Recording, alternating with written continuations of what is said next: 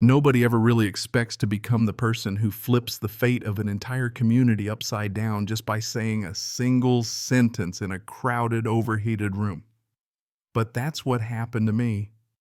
That night, stepping through the double doors of the community gym, crammed with over 200 folks, neighbors, families, old friends, I could feel it right away. This wasn't going to be just another meeting. People were pressed shoulder to shoulder, folding chairs, scraping against the floor, everyone tense and waiting, staring like they already knew some disaster was about to drop. You could smell the fear, that heavy, bitter taste of a place about to watch its world fall apart in real time. Kids were hiding in their parents' arms, old couples clinging to each other like they were riding out a hurricane. And up front, under those stretched-out HOA banners, stood Cordelia Blackstone in a blazing pink suit, silver hair sculpted like a statue. She looked like a queen who'd just hit the jackpot, while the rest of the town had lost everything. Cordelia raised that eviction notice high above her head, waving it around like a trophy, her voice cutting through the panic. 30 days, she announced. That's all the court gave you. She paused, eyes sweeping the room, letting every word settle like a stone in everyone's gut. 30 days to pack up and go, to finally realize all those things you thought you owned, never actually yours. Somebody in the third row just broke down crying. Some guy by the door punched a hole in the wall. Folks were yelling about lawyers, about rights, about how this couldn't possibly be legal. But Cordelia just stood there soaking up the chaos like a predator, enjoying the last few minutes before she goes in for the kill. I was in the back corner checking the time, still wearing Nevada dust on my work boots, knees poking through old jeans, flannel shirt, wrinkled from 2 nights in my truck. Looked exactly how Cordelia wanted me to look, some roughneck, out of his depth, someone she figured could be pushed around. Only she had no idea what I'd dug up in the past 72 hours. I pushed off the wall, started walking up. And the crowd, without even realizing, just parted for me like they could sense something was about to go down.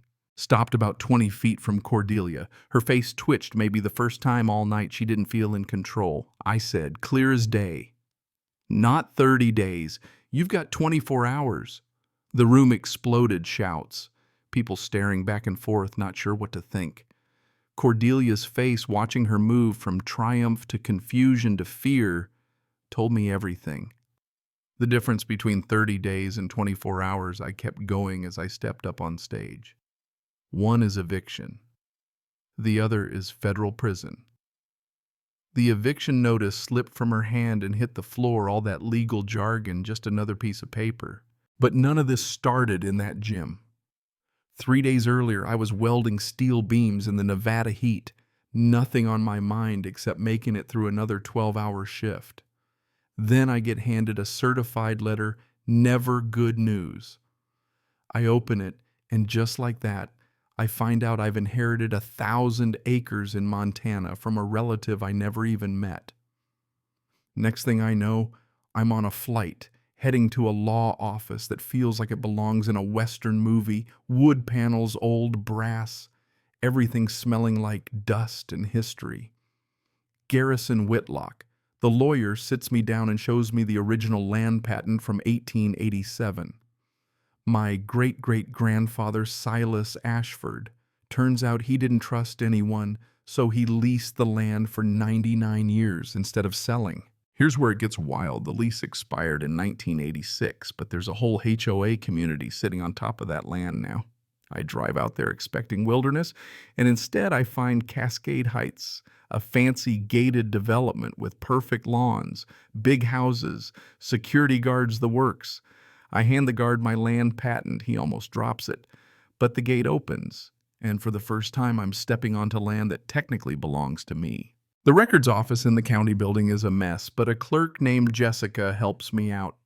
We dig up the founding papers from 1987, right after the lease expired. And there it is, in black and white, Cordelia Blackstone president from day one, her husband county commissioner who signed off on all the zoning, her brother-in-law state rep who pushed through the laws. They knew the lease was up. They built anyway. That night, Cordelia and 2 lawyers show up at my motel. She tries to buy me off with 5 million bucks. I take a picture of the offer deadpan, just documenting attempted bribery. She doesn't flinch, starts throwing threats around, talking about her connections, her power, how she'll ruin my life. But I'd lived through worse foster homes, hard labor and heat that'd make you cry. She wasn't the scariest thing I'd ever faced. By morning, the real attack begins. 47 lawsuits, $127 million in damages. Credit cards shut down, truck booted, even my motel reservation canceled. Cordelia was everywhere tightening the screws. I sat on my useless truck looking at the mountains I supposedly owned and allowed myself 60 seconds of feeling sorry. Then I started figuring out how to fight back. That's when Eleanor Vance entered the picture. She's this 70-something, steel-spined, retired federal judge, not afraid of anyone. Pulls up to my truck and cuts right to it. "You Ashford's kin?" When I nod, she says she's been waiting 30 years for someone to take down Cordelia. Brings me to her cabin, shows me old documents, especially the clause, upon lease expiration, all improvements become property of the landowner or heirs. That means every house, road, everything, they're all mine by law. No wonder Cordelia wanted to buy me out cheap. But the real twist, Cordelia only burned the local records Ashford Estate had sent copies to the feds. Eleanor makes a few calls to the FBI, the state attorney general, everyone who's been waiting for this break. That night, someone leaves an anonymous package at the cab and a USB with old security footage. On it, Cordelia and her dad burning documents caught on tape saying, "If no one has the papers, we own it." That's about as close to a confession as you'll ever get. By dawn, we're rolling into Cascade Heights with a convoy, federal marshals, prosecutors, Eleanor and me. Cordelia's whipped up the neighborhood into a frenzy, had them thinking I'm the devil come to steal their homes. I take the bullhorn and lay it all out. She's been collecting rent on land she never owned. Where did the money go? And just like that, the crowd starts questioning her. A few hours later, her husband's in cuffs, brother-in-law resigns, assets frozen, the whole empire shaking. But Cordelia makes one last desperate move, gets a judge to order all 847 families evicted in 30 days, tries to make me the villain. The real evidence lands that night at the emergency meeting. I stand up, play the video, and the whole room turns on her. I make an offer, Cordelia signs over the HOA, I'll deed every house free and clear to each family. Or wait for the feds to seize everything. The chant starts, sign it, and she does, shaking so bad she rips the paper. Marshals arrest her right there. That gym erupts, like you wouldn't believe, cheers, hugs, tears. After all that fear, people finally get to breathe again. Cordelia gets 67 years, her husband 42, her brother-in-law's done for. Hundreds of families finally have their homes, no strings, no tricks, just justice. I kept the wild part of the land, the forest, the mountains my ancestor refused to sell out. The day they hauled Cordelia away, Eleanor stood beside me watching the sun drop behind the hills. "Your grandfather would be proud," she said. I thought about it, how sometimes the person everyone underestimates is the only one stubborn enough to bring down an empire built on lies. 3 months later, I got a letter from a family in Cascade Heights. Their little granddaughter asked if I was some kind of superhero for giving everyone their houses. I tucked that note in my toolbox between wrenches and welding rods, a reminder that the best victories aren't measured in dollars, but in justice. Back at the Nevada job site, nothing much has changed. Still hot, still hard, still honest work.